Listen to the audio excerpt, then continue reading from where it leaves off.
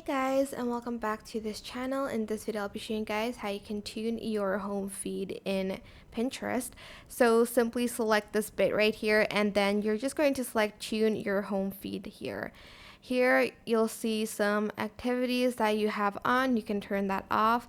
And then you'll also see some interests here. I have interests in like design, drawings, DIY and crafts, home decor, quotes, and women's fashion, sorry.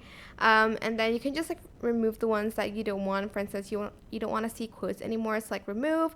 And you can also see the boards here. You can switch off a board to stop seeing ideas related to it. For instance, you don't want to see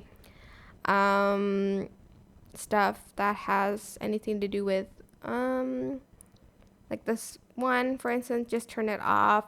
And you'll also see some following here as well. You can follow these people here to turn off your to tune your home feed. My bad. That is it. I hope this tutorial was helpful for you guys. Don't forget to like, comment, share.